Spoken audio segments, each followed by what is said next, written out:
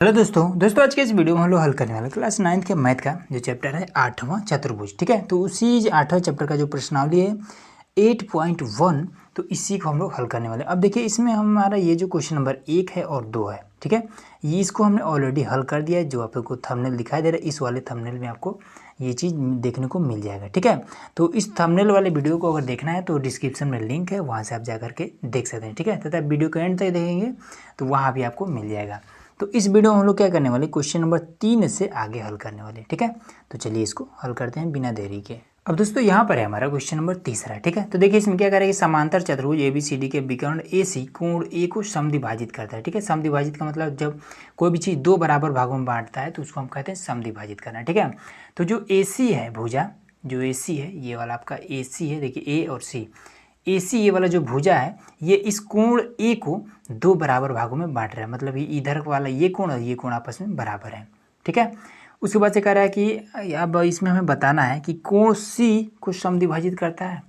इसमें बताना कि ये जो AC भुजा है, क्या ये जो कोण C है, ठीक है, कोण C है, क्या इधर का भी ये वाला कोण और ये वाला कोण आपस में बराबर है, ये चीज़ हमें बताना है। दूसरा कि ABCD एक समचतुर्भुज है, ये वाला जो एक आकृति बनाया चतुर्भुज बनाया, क्या ये एक समचतुर्भुज है। समचतुर्भुज का मतलब ये होता है कि ऐसा चतुर्भुज जिसके ये चारों भुजाएं आपस में बराबर हो, तो वो आपका समचतुर्भुज हो जाएगा। ठीक है, वर्ग जैसे ही होता है, बस इसमें क्या होता है कि इसके जो विकर्ण होते हैं ये आपस में बराबर नहीं होते। ठीक है, विकर्ण ये वाला जैसे लंबा होगा, ये वाला विकर्ण थोड़ा छोटा होगा, बस इतने का ही डिफरेंस है। आइए इसको हल करते हैं। तो चलिए लिख लेते हैं। सबसे पहले क्या क्या चीज़ दिया है, तो इसमें दिया है कि ABCD एक समांतर चतुर्भुज है। ठीक है, देखिए समांतर चतुर्भुज में होता क्या है, हमने सभी वीडियो में बता रखा है। जब समांतर चतुर्भुज होता है तो ये वाला भुजा इस भुजा के समांतर होगा, ये वाला भुजा इस भुजा के समांतर होगा और बराबर भी होता है। ठीक है, ये होता है समांतर चतुर्भुज। तो इसमें लिख देंगे कि ABCD एक समांतर चतुर्भुज है, चतुर्भुज है। ठीक, और भी कुछ है क्या इसमें देखने में, और इसमें ये वाला जो कोण A है ये दोनों आपस में बराबर है। ठीक है, देखिए इसको कुछ नाम देते हैं। मान लीजिए इसका नाम 1 दे देते हैं, इसको नाम 2 देते हैं, इधर का आपको दर्शाना है 3 और ये 4, ये 3 और 4 बताना है क्या ये दोनों कोण आपस में बराबर हैं। तो इसमें ये वाला चीज़ भी लिख सकते हैं। ठीक है, तथा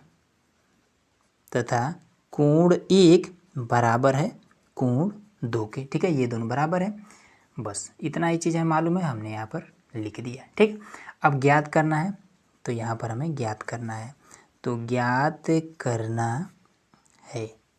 ठीक, अब ज्ञात करना हमें यही वाला दोनों उठा करके सेम यहाँ पर आपको लिख देना है, कहानी खत्म। ज्ञात करना वाला भी कंप्लीट हो गया। ठीक, प्रमाण से मैं आपको समझा दे रहा हूँ, प्रमाण या फिर उपपत्ति दोनों में से कुछ भी लिखिए। ठीक, तो इसमें हमें क्या करना है, सबसे पहला चीज़ कि ये वाला एक तिर्यक रेखा है, हम देख रहे हैं। ठीक है, इसका विकर्ण है ना, तो ये तिर्यक रेखा है। तो ये क्या है, सबसे पहले तो ये समांतर चतुर्भुज है। समांतर चतुर्भुज हमने आपको बताया था कि ये वाला भुजा इस भुजा के समांतर होगा और बराबर भी होगा, ये वाला इसके समांतर होगा और बराबर भी होगा।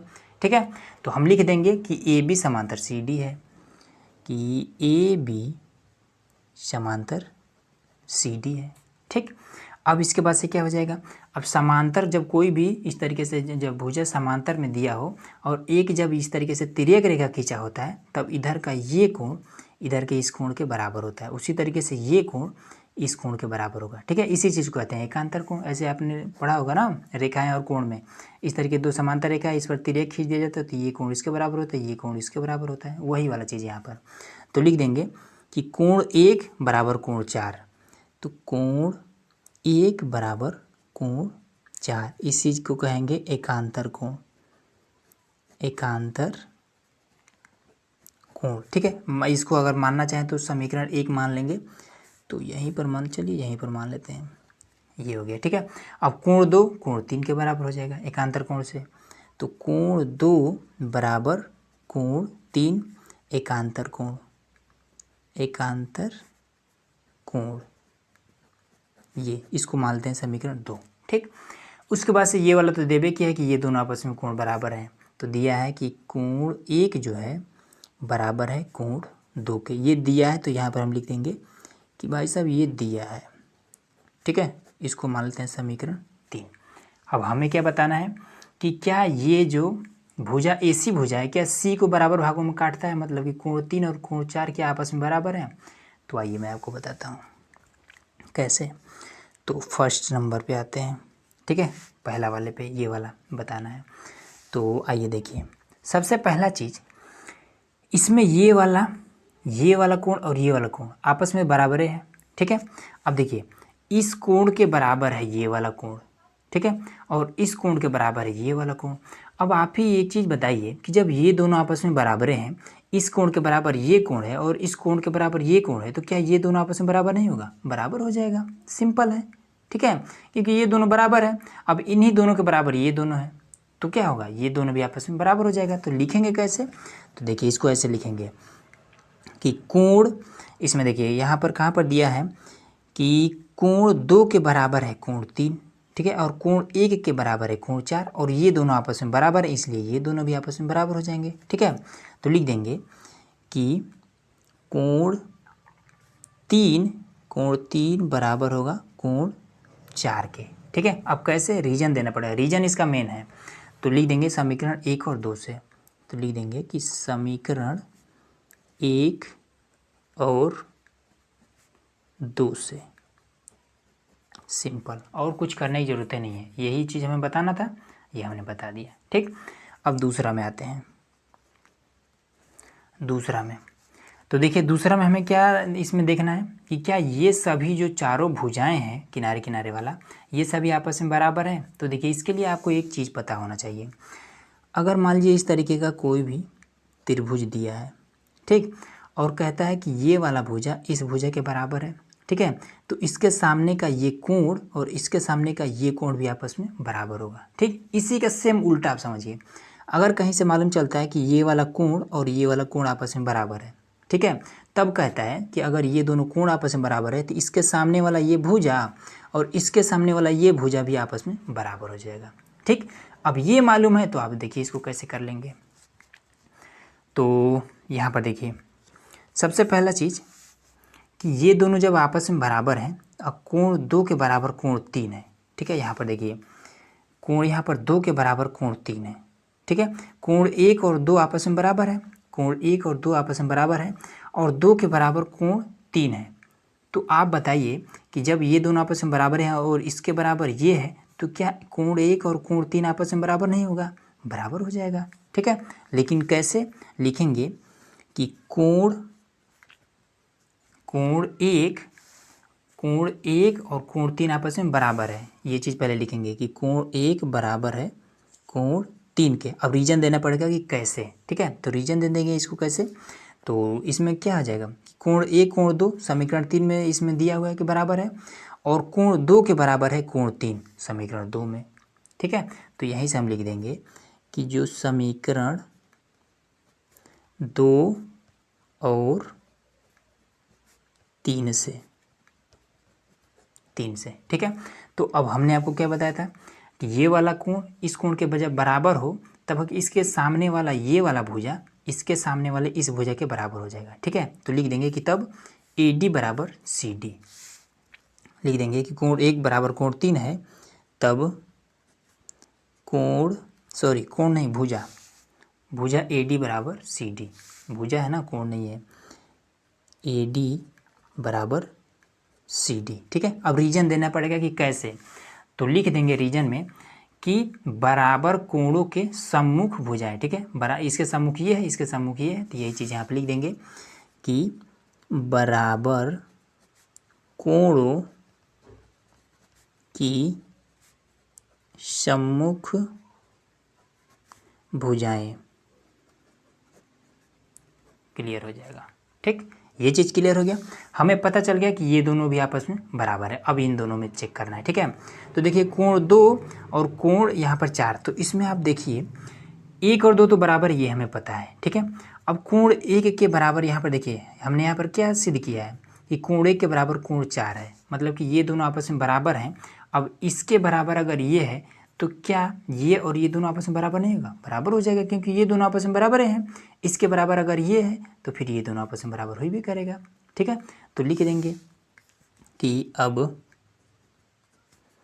कोण 2 बराबर कोण 4। ठीक है, कैसे?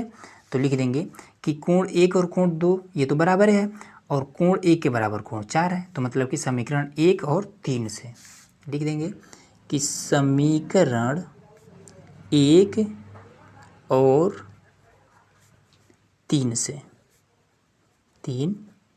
ठीक है।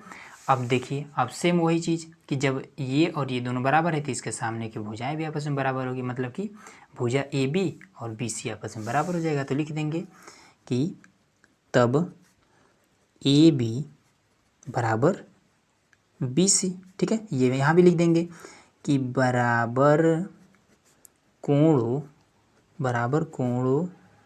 की सम्मुख भुजाएं। बस सिंपल आपका हो गया है। ठीक है, तो अब इसमें हमने क्या पाया है? इसमें हमने पाया है कि ये कोण इसके बराबर है, ये कोण इसके बराबर है। ठीक है, और ये भुजा इसके बराबर है और ये वाला इसके बराबर है। ठीक है, तो जब कोण आपस में बराबर है तो सभी की सभी भुजाएं भी आपस में बराबर ही होगी। ठीक है, तो इसलिए लिख देंगे कि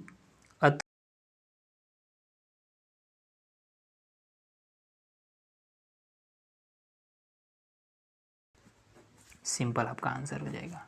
ठीक है, क्लियर हो गया। अगला देखिए, अब देखिए क्वेश्चन नंबर 4। ठीक है, तो जो क्वेश्चन नंबर 4 है वो भी सेम इसी तरीके से। ठीक है, तीसरा जैसे हमने हल किया था वैसा ही है। कह रहे कि ABCD एक आयत है। ठीक है, चलिए ठीक है, हम बना लेते हैं कि ABCD एक आयत है। तो ये हमने एक बना लिया ABCD। ठीक है, ABC और D। ठीक, आयत है जिसमें विकर्ण ये जो AC है दोनों कोणों A और C को समद्विभाजित करता है। ठीक है, ये जो AC विकर्ण है उसमें क्या करता है, कोण A को और कोण C को समद्विभाजित करता है, मतलब कि इधर का कोण इसके बराबर है, इधर का कोण इसके बराबर है। ठीक है, तो हमें बताना है कि ABCD एक वर्ग है, ये चीज़ हमें बताना है। ठीक है, कि ये एक आयत नहीं वर्ग है, ये ऐसा हमें बताना है। ठीक है, दूसरा चीज़ कह रहा है कि BD जो है, BD दोनों कोणों B और D को समद्विभाजित करता है, मतलब कि ये जो BD भुजा है इसको भी 2 बराबर भागों में बांटता है, ये चीज़ हमें बताना है। ठीक है, तो इसको सब बाद में करेंगे, सबसे पहले हम ये एक वर्ग है ये चीज़ हम कर लेते हैं। ठीक, तो देखिए सबसे पहले लिखेंगे कि दिया है, तो यहाँ पर हमारा हो जाएगा कि दिया है। ठीक है, तो लिखेंगे कि ABCD एक आयत है। ठीक है, अब आयत है, आयत कब होता है? कोई भी ये समांतर चतुर्भुज होता है। ठीक है, आयत में क्या होता है कि आमने सामने की भुजाएं बराबर होती हैं। ठीक है, जब बराबर होती हैं तो ये आपका समांतर भी होगा। ठीक है, आयत है और इसमें ये वाला भी लिखना चाहे तो लिख दें कि विकर्ण AC कोण A और C को समद्विभाजित करता है। इतना लिखना चाहे तो आप लिख लीजिएगा। ठीक है, कोनो दिक्कत नहीं है, मैं आगे करता रहता हूँ। तो अब इसके बाद से अगला हेडिंग डालना है कि ज्ञात करना है। ठीक है, अब क्या ज्ञात करना है? तो इसमें आपको ये दोनों आपको यहाँ पर नोट कर लेना है। ठीक है, चलिए मैं प्रमाण से आगे बताता हूँ। अब प्रमाण पर आएंगे तो इसमें इसको भी सेम वही काम, इसको मान लेते हैं कोण 1, इसको मान लेते हैं कोण 2, इसको मान लेते हैं कोण 3, इसको मान लेते हैं कोण 4। ठीक है, तो जो सबसे पहले दिया है उसी को लिख लेते हैं कि कोण 1 जो है कोण 2 के बराबर है, ये इसमें दिया हुआ है। ठीक है, कह रहा है ना कि A और C को समद्विभाजित करता है, तो लिख लेंगे कि कोण 1 बराबर है कोण 2 के। तो लिख देंगे कि दिया है। ठीक, और उसके बाद से कोण 3 कोण 4 के बराबर है, तो कोण 3 बराबर कोण 4 ये भी आपका दिया है, तो लिख लेंगे कि दिया है। ठीक, ये चीज़ क्लियर हो गया। अब इसके बाद से जब ये आयत है मतलब कि आमने सामने की भुजाएं क्या होगी, समांतर हो भी करेगा, तो लिख देंगे कि AB समांतर CD है। ठीक है, लिखेंगे कि अब AB समांतर CD। ठीक है, CD है, तब एकांतर कोण वाला मामला होगा, कोण 1 कोण 4 के बराबर हो जाएगा, कोण 1 बराबर कोण 4। ठीक है, लिख देंगे एकांतर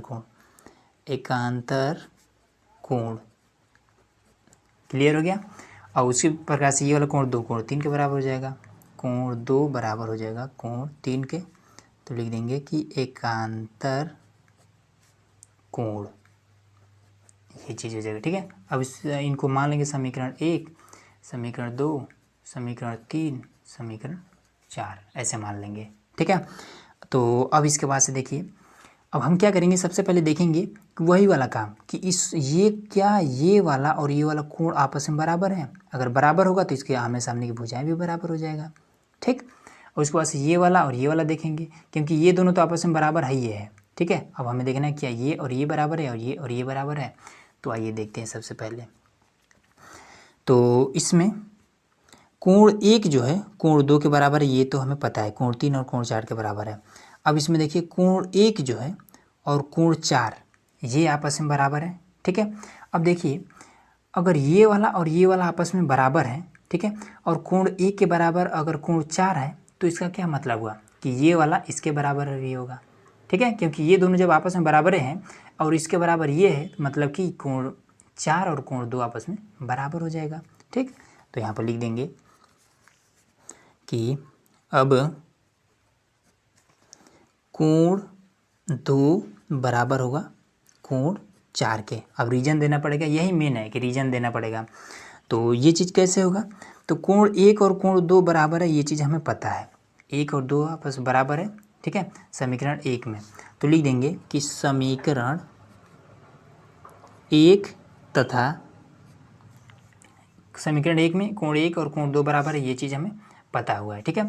और उसके बाद से समीकरण तीसरा में हमें पता हुआ कि कोण 1 के बराबर है कोण 4, ये वाला कोण 1 के बराबर है कोण 4, ये चीज़ कहाँ पता चला है, समीकरण 3 में। तो लिख देंगे समीकरण 1 तथा 3 से हमें पता चला है कि कोण 2 और कोण 4 आपस में बराबर है।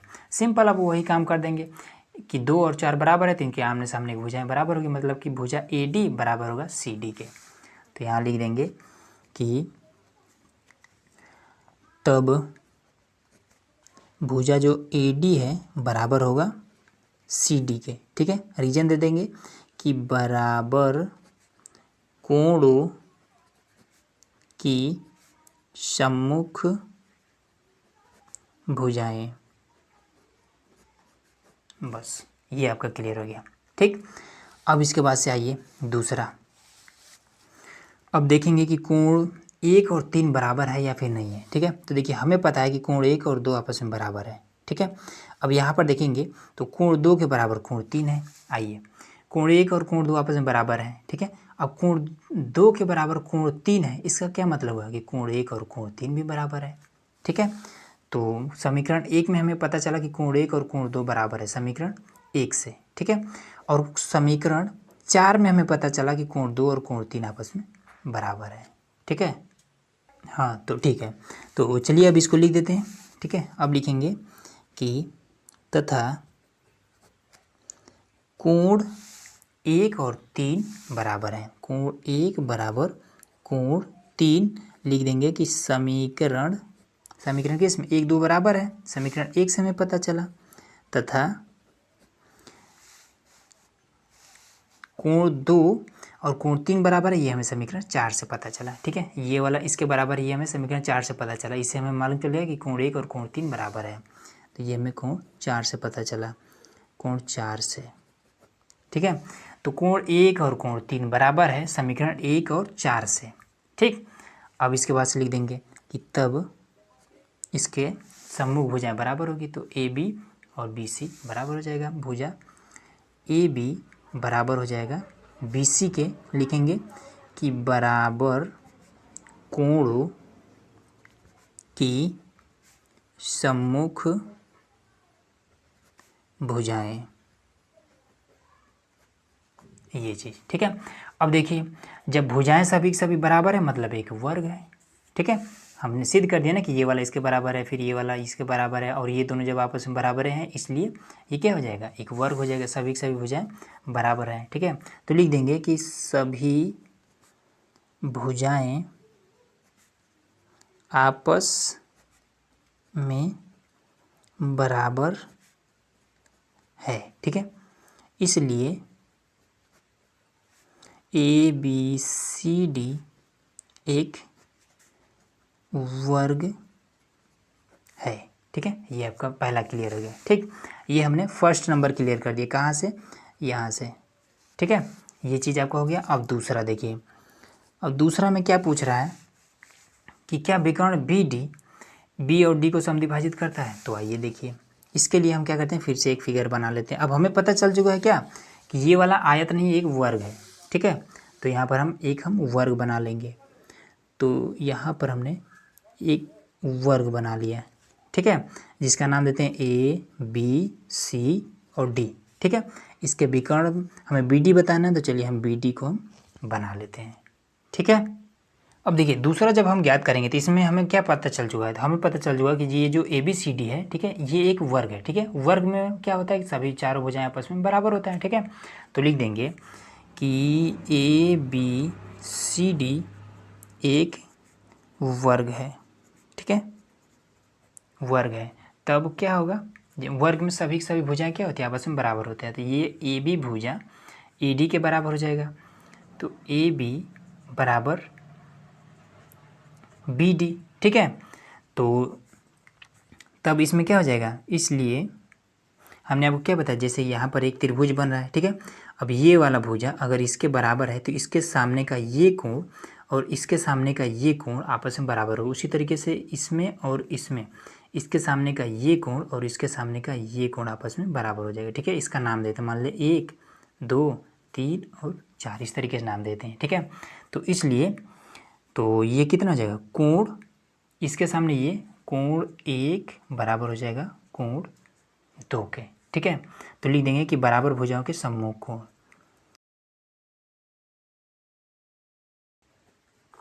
तो यहाँ पर हमने लिख दिया बराबर भुजाओं के सम्मुख कोण, ठीक है। अब इसके बाद से क्या लिख देंगे, इसको मान लेते हैं समीकरण 1, और उसके बाद से फिर ये भी तो इसके बराबर हो जाएगा। तो लिख देंगे कि सी डी बराबर बी सी, ठीक है। तो इसमें भी हो जाएगा, इसलिए कोण 3 बराबर कोण 4, ठीक है। यही वाला चीज़ इसमें भी लिख देंगे, ठीक है, यही वाला चीज़ कि बराबर भुजाओं के सम्मुख कोण, ये चीज़ क्लियर हो गया। अब इसके बाद से ये क्या है, ये एक वर्ग है, मतलब कि आमने सामने भुजाएं बराबर तो होंगी, ठीक है, चारों भुजाएं बराबर तो होंगी लेकिन समांतर भी होगा। तो लिख देंगे कि ए बी समांतर सी डी, ठीक है। इसलिए ये क्या हो जाएगा, ये तिर्यक रेखा है, तो कोण 1 कोण 3 के बराबर हो जाएगा, कोण 2 कोण 4 के बराबर हो जाएगा। इसलिए कोण 1 बराबर कोण 3 तथा कोण 2 बराबर कोण 4, ये चीज़ हो जाएगा, ठीक है। लिख देंगे कि एकांतर कोण, और दूसरा भी लिख देंगे एकांतर कोण, ये चीज़, ठीक है। ये समीकरण 2 हो जाएगा, ये समीकरण 3, ये समीकरण 4, ठीक है। अब इसके बाद देखिए यहीं से सारा मामला निकल जाएगा कि ये दोनों आपस में बराबर है या फिर नहीं है, ठीक है। तो देखिए इसमें कोण 1 के बराबर है कोण 2, ठीक, और यहाँ पर कोण 1 के बराबर कोण 2 है और कोण 1 के बराबर कोण 3 भी है, ठीक है। कोण 1 के बराबर कोण 2 है, कोण 1 के बराबर ही कोण 3 है, ठीक है। तो यहाँ से हमारा क्या हो जाएगा कि कोण 2 और 3 बराबर हो जाएगा, कोण 2 बराबर कोण 3, ठीक है। लिख देंगे कि समीकरण 1 के बराबर 2 है, समीकरण 1 में है, तथा 1 के बराबर कोण 3 है समीकरण 3 में, तो यहाँ पर तथा 3 से, ठीक है। तो ये दोनों आपस में बराबर है, ये हो गया। अब इसके बाद से इसको देखना है, देखेंगे कोण जो 2 है और यहाँ पर जो कोण 2 है, देखिए कोण 2 के बराबर कोण 1 है, कोण 2 ही के बराबर कोण 4 है, मतलब कि लिख देंगे कि कोण 1 बराबर कोण 4, समीकरण किसमें, समीकरण 1 तथा समीकरण 4 से, ठीक है। बस ये सिंपल आपका आंसर हो जाएगा।